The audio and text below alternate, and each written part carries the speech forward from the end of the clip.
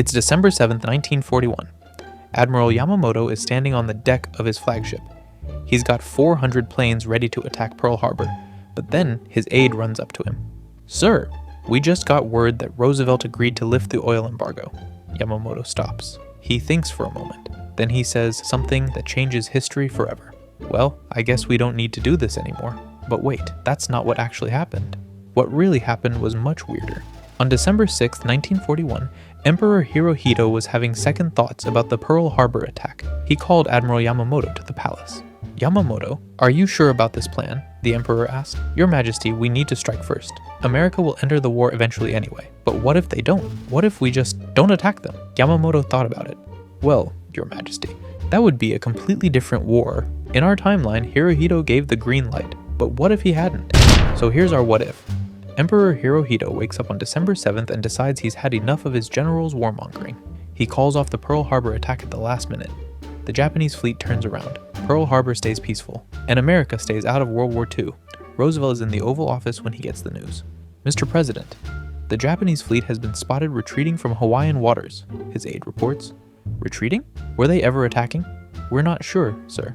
Intelligence suggests they were planning something, but called it off." "Well, I guess we're still neutral then." Meanwhile, in Germany, Hitler is having a meltdown. "What do you mean they didn't attack?" he screams at his generals. "Mein Führer, the Japanese have decided not to provoke America," General Keitel explains nervously.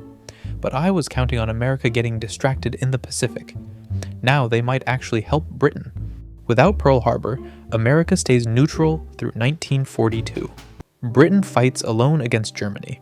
The Soviet Union is still getting hammered on the Eastern Front. But here's the twist. Without the Pacific War, Japan focuses entirely on China. They pour all their resources into mainland Asia. China starts losing badly. Chiang Kai-shek sends desperate telegrams to Roosevelt. "Please, Mr. President, we need help. The Japanese are overrunning everything." Roosevelt feels bad, but Congress won't let him enter the war without a direct attack on America. Then, something weird happens. By mid-1942, Japan has conquered most of China. They're feeling pretty good about themselves. General Tojo is bragging to his staff. "See? No American interference. We should have listened to the emperor sooner." But then Japan makes a classic mistake. They get greedy. Without the American Pacific Fleet to worry about, they decide to keep going. They invade Burma, then India, then push into the Soviet Far East. Stalin is dealing with the Germans when he gets a telegram from Vladivostok. "Comrade Stalin, the Japanese have crossed the border." Stalin looks at the map. He's fighting Germans in the west and now Japanese in the east. Wonderful. Just wonderful. However, with the need for troops to fight Russia, the garrisons in China and Southeast Asia are weakened. Rebellions sprout left and right. Back in Europe, Germany doesn't declare war on America because Japan never attacked Pearl Harbor. Hitler's thinking logically for once. Why would I declare war on America? They haven't done anything to us. His generals are confused. But mein Führer, don't we want to crush Britain completely? The focus is on Russia. Britain can wait. So America stays neutral. Roosevelt is sending supplies to Britain through Lend-Lease, but that's it. Congress is happy. Senator Wheeler gives a speech. "See, we can help our allies without sending our boys to die." Roosevelt privately thinks Wheeler is an idiot, but he can't argue with the results. Here's where things get really weird. Stalin is fighting a two-front war. Germans in the west, Japanese in the east. The Red Army is getting stretched thin. By winter 1942, the Japanese have taken Vladivostok, Khabarovsk, and are pushing toward Irkutsk. Stalin calls his generals for an emergency meeting. "Comrades, we need to make a decision. Fight Germany or fight Japan. We can't fight both." General Zhukov speaks up. "Comrade Stalin, Germany is the bigger threat. But Japan controls our entire Pacific coast." "Yes, but Germany is at the gates of Moscow." Stalin makes the worst decision of his life. He pulls half his Siberian divisions to fight Germany. Japan immediately conquers all of eastern Siberia. With no American second front, Germany can focus entirely on Russia. They take Moscow in January 1943. Stalin retreats to the Urals. The Soviet Union effectively splits in two. European Russia under German occupation, and what's left of Siberian Russia fighting for survival. Hitler is ecstatic. He's giving a speech to his generals. "Gentlemen, we have achieved what Napoleon could not. We have conquered Russia." General Keitel raises his hand nervously. "Mein Führer, technically, we've only conquered half of Russia." "Details, Keitel. Details." By 1943, Japan controls an insane amount of territory. China, Korea, Manchuria, most of Southeast Asia, eastern Siberia, and half of India. Emperor Hirohito looks at a map and gets confused. Tojo, what exactly are we supposed to do with all this land? Rule it, Your Majesty.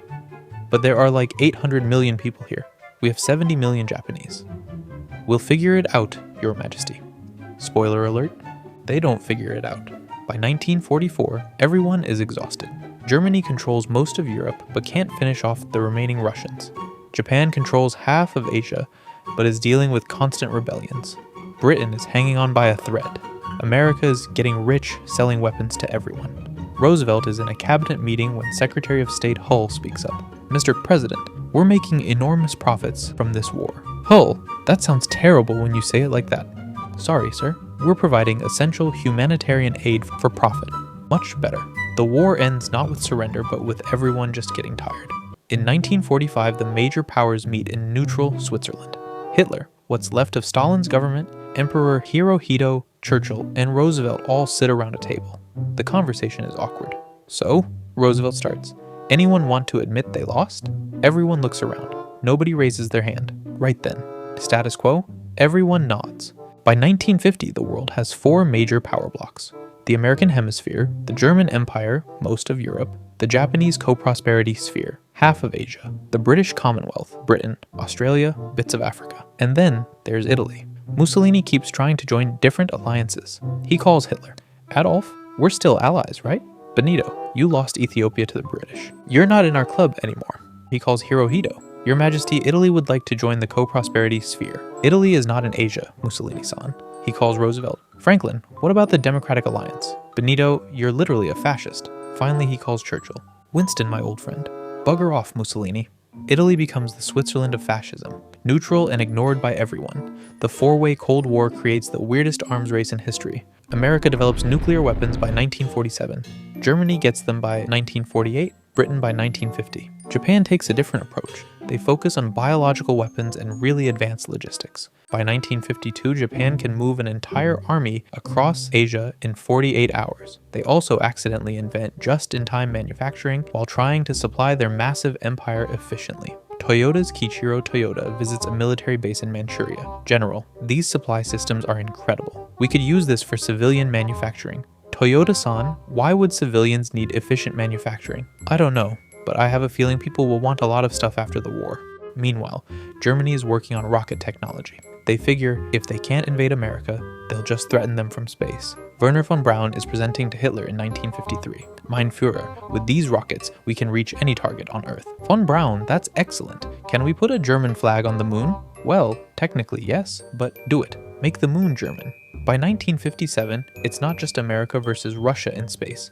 It's America versus Germany versus Japan versus Britain. The Soviets? They're too busy trying to survive in their frozen Siberian remnant to care about space. Germany launches the first satellite. America gets the first man in space. Japan gets the first space station. Britain gets, well, they try really hard. Churchill, still prime minister because he refuses to retire, makes an announcement. Citizens of the Empire, we may not have rockets, but we have the finest tea in space. The British space program consists of one guy in a really tall balloon. Here's the really fun part. By the 1960s, all 4 powers are so busy competing with each other that they accidentally create a global economic boom. Japan is mass producing everything efficiently. Germany is building infrastructure across Europe. America is innovating like crazy. Britain still remains as one of the banking capitals of the world. The world economy grows faster than in our timeline because instead of 2 superpowers, there are 4 powers constantly trying to one-up each other. A businessman in New York is talking to his partner in 1965. Jim, business is incredible. We're selling cars to compete with Japan, rockets to compete with Germany, and luxury goods to compete with Britain. What's Britain making that's luxurious? I don't know, but they're really confident about it. By 1975, cracks start showing in the Japanese Empire. Ruling 800 million Asians with 90 million Japanese turns out to be difficult. China rebels, again. India rebels, again. Even Korea rebels, which surprises everyone because they've been quiet for 30 years. Emperor Hirohito calls an emergency meeting. Gentlemen, I'm starting to think this empire might be too big. General Tojo Jr., son of the original, disagrees. Your Majesty, we just need more Japanese people. "Tojo, we can't just make more Japanese people." Well, not with that attitude. The Japanese empire starts fragmenting. But instead of collapse, they do something clever. They turn their empire into an economic zone. By 1985, the world has settled into a weird equilibrium. America controls the Western Hemisphere and is the tech leader. Germany runs a European federation. Voluntarily, this time, mostly. Japan runs an Asian Economic Cooperation Zone. Think EU, but with more sushi. Britain has the Commonwealth and really good financial services. The Cold War never ends, but it becomes more like a cold competition. Every Olympics is a four-way national pride contest. Every economic summit is passive-aggressive competition. In 2025, the world looks completely different. Japan never makes anime because they've been too busy managing an empire. Instead, they invent social credit systems and hyper-efficient urban planning. Germany becomes the renewable energy capital of the world because they got tired of depending on Russian oil that they couldn't actually get. America becomes even more isolationist but also more innovative. Without being the world police, they focus on making cool stuff, like supercomputers. Britain becomes the world's financial hub because everyone needs a neutral place to do business. And Italy? Italy finally gets invited to the club in 1994 when they host the World Cup and everyone realizes they make really good food. So there you have it. One decision by Emperor Hirohito creates a four-way Cold War, a Japanese economic empire, German moon colonies, and British space tea. The world is simultaneously more competitive and more prosperous. Wars are fought with GDP growth and space races instead of nuclear missiles. And Pearl Harbor? It's a popular destination for Japanese tourists now. Sometimes the biggest changes come from what doesn't happen. Somewhere in our universe, there's probably a version of this story where Japan did attack Pearl Harbor, and America became a superpower. That timeline sounds pretty crazy when you think about it. Something even crazier would be an American empire. Say, I wonder what it would be like if America ruled the world.